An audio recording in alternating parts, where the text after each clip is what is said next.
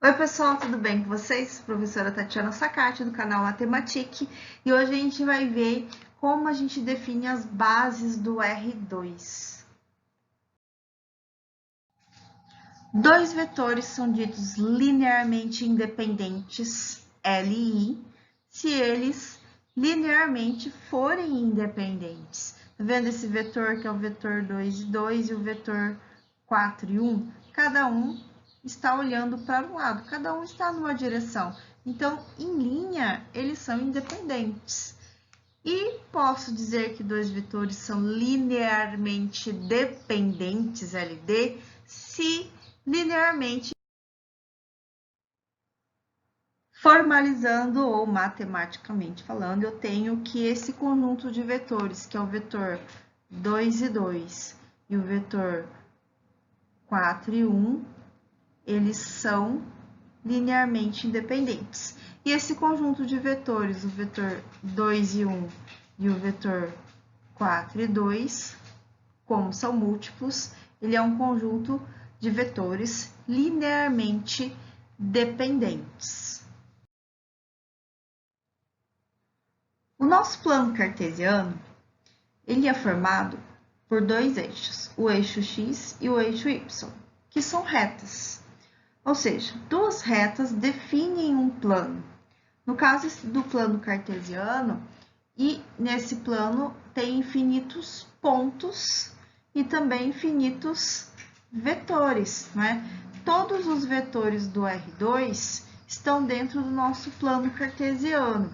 Ou seja, posso falar que essas duas retas, esses dois eixos, né, definem um plano que gera um espaço vetorial de dimensão 2, ou seja, o conjunto com todos os vetores do R2 está dentro desse plano cartesiano.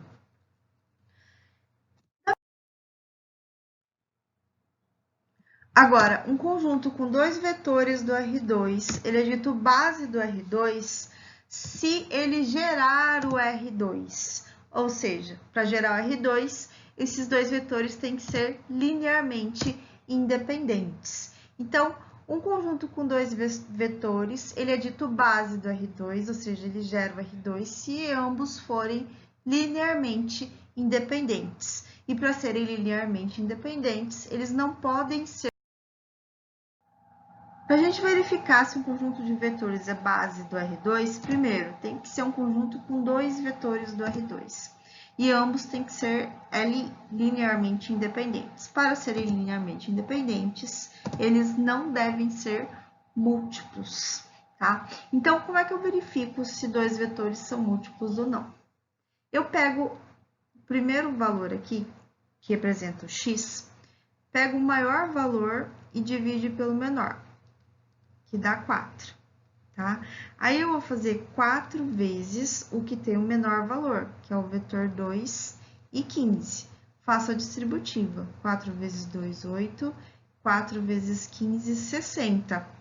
Tá vendo que o vetor múltiplo do vetor 2 e 15 é o vetor 8 e 60 e não o vetor 8 e 100. Então, eles não são múltiplos. Se eles não são múltiplos, eles são linearmente independentes, logo, eles formam uma base do R2. Vamos verificar mais um conjunto? São dois vetores do R2, então eu vou pegar ali menos 20 e vou dividir por 5, que vai dar menos 4. Então, vou pegar o menos 4 e vou multiplicar pelo que tem o menor valor, 5 e menos 11. Menos 4 vezes 5, menos 20, menos 4 vezes menos 11, mais 44. Tá vendo que o múltiplo do vetor 5 e menos 11 é o vetor menos 20 e 44, logo eles são múltiplos. Se eles são múltiplos, eles não são linearmente independentes, são linearmente dependentes e não formam uma base do R2. Uma base que é muito famosa é a base canônica do R2. Ela é formada pelos versores dos eixos coordenados. Os versores dos eixos coordenados são vetores, aqui eu vou chamar de vetor I, que tem uma unidade de comprimento, então ele fica bem aqui no 1, ou seja, coordenadas 1 e 0, e aqui é o versor, que é o vetor J, de coordenadas 0 e 1, que tem uma unidade também, então ele fica no ponto 0 e 1 ali, que é o vetor de componentes 0 e 1. Então, a gente pode falar que uma base canônica, né, seria composta pelo vetor I e pelo vetor J, que é a mesma coisa que o vetor 1 e 0 e o vetor 0 e 1, que não são linearmente independentes, né? Que tá cada um para o lado, né? Então, são linearmente independentes, logo formam uma base que é a chamada de base canônica do R2.